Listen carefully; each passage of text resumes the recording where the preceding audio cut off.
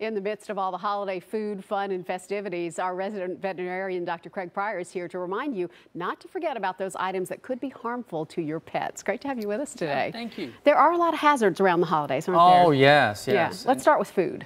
So, table foods. People like to kind of help the animals out as well because, we want to share.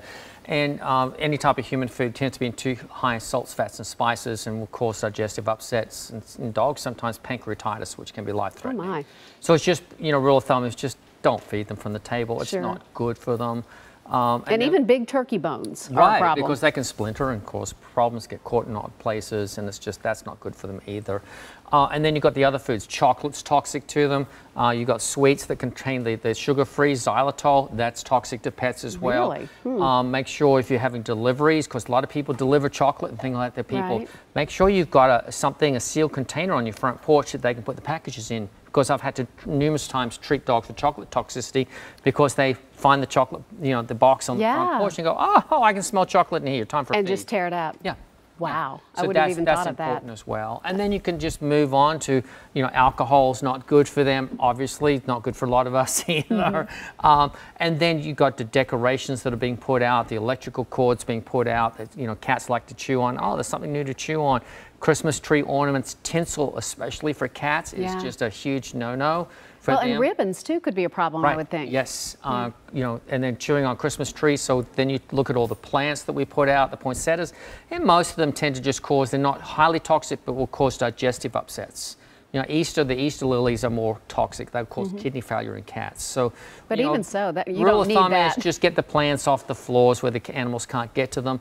A little harder with a Christmas tree unless you want to put it on the ceiling. But Christmas tree water, people put additives in that. Sure. Some cats will want to go drink from that. That's not good for them either. Oh my. Yeah. Okay. So it just goes on and on and on and on. So it's just, they're like a 2-year-old. You don't leave a 2-year-old unsupervised. Let's not leave your dogs and cats unsupervised around all this stuff. That makes a lot of sense. If you have a cat or even a dog who's getting into the Christmas tree, what's the best way to make sure that they find that to be a bad experience? So, you've got to be careful how you do it. So, with a cat, you can use like a spray bottle just to squirt them, give them a little bit of a bad experience with some water. And that way distance you from the punishment, and it just gives them a bad association with the Christmas tree. So that will work most times, not all the times for the cats. But then, with dog, it's better to do a positive reinforcement in a different direction. Okay. So, the dog goes near the Christmas tree, you tell them no, you take them off somewhere and you give them a positive, give them a treat, something else for going somewhere else and chewing on a bone, something like that. So, you're teaching them that, that we associate with not doing anything here and we go somewhere else to do our chewing. That makes sense. If you have an emergency with your pet over the holidays, what do you do? So the National Pet Emergency Clinic will be open.